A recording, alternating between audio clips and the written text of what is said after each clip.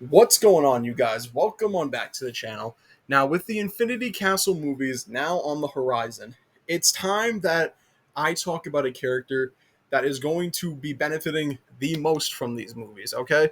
He has been getting slandered since season one, all right? He's been called a freak. He's been called a loser. He's been called, like, the worst character in all of Demon Slayer. And of course, I'm talking about Zenitsu. Now, as you guys know, Zenitsu is a character that has always been essentially ridiculed in the community, right? Zenitsu has never really gotten the respect that he deserves because for me personally, I've always liked Zenitsu, right? Zenitsu has been one of my favorite characters since the beginning because I could always tell that there was something deeper going on with him, right? He wasn't just like a guy that was obsessed with Nezuko or a freak. There was more layers to him. And you find out more about those layers in the Hashira training arc when he gets the letter. Like when like that's just the beginning, dog. Like you see Zenitsu's disposition change right then and there. He becomes an entirely different character from that point on until Infinity Castle. And you could already see it like on Twitter when one of the final episodes of Hashira Training Arc came out. You could already see it. The switch up is beginning. All right, the switch up on Zenitsu is beginning, right? Because we're able to see now that like everyone's like, oh wait, Zenitsu's raw, Zenitsu's cold, and people don't know it. People don't know what's coming for him, bro. But once we get into Infinity Castle, the first movie, man, the first movie is gonna be an event, man. Like the first movie, we're gonna get to see Zenitsu pop off. All right, like we're gonna get Zenitsu versus Kaigaku, and man, if you know Ufotable, listen, you already know Ufotable loves Zenitsu, right? Every time Zenitsu gets a fight, it always looks amazing. The animers, I feel like always like to go a little bit harder for Zenitsu because he doesn't always have a lot of fights, but when he does, they always look great. So Ufotable's gonna pop off on the animation for that fight. It's gonna look like a spectacle. Like, and dude, I'm picturing it now. His final move that he uses against Kaigaku, it already looks great in the manga, but when it's animated, oh my god, it's gonna look so good, bro. I can't wait. It's just gonna be amazing. So we got that. The animation is just gonna be fucking spectacular.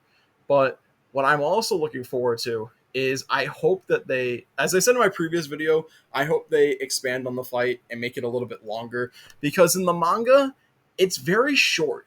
It's like one, maybe 2 pages, but so I hope they really like add to it and make it more of a beefier fight that has more weight to it because I always felt that that fight should have gone on longer in the manga, right?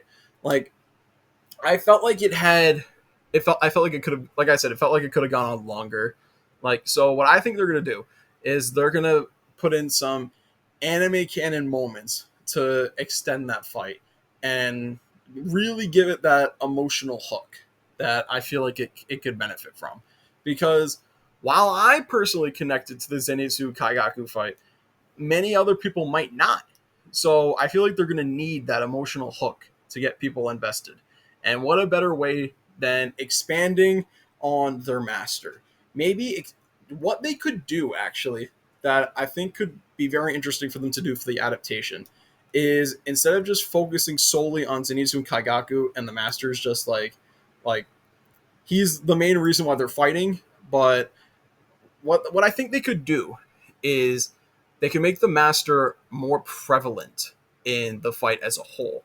And by that, I mean give us anime original moments of the master, like coming to terms with the fact that Kaigaku isn't like the rightful master or isn't the rightful heir to thunder breathing. And and pretty much just give us more exposition with the master because we don't really get a lot with that. So if you get more exposition with the master, like his death hits all the more harder. Like it's just gonna be his death when he commits seppuku in the manga. It hurts, but it doesn't have the same impact that you want it to have. But if you can get that in the anime, bro, it's gonna give you that emotional hook that Ufotable needs, and it's just gonna pop off. But yeah, I think that pretty much covers it. What do you guys think? Are you guys ready for the Zenitsu switch up that's going to come from the Infinity Castle movies? Do you guys think that they're going to add anything else to the adaptation for the movies for Zenitsu and Kaigaku and the Master? Let me know. Like, comment, subscribe, and as always, I'm going to talk to you guys next time. Bye.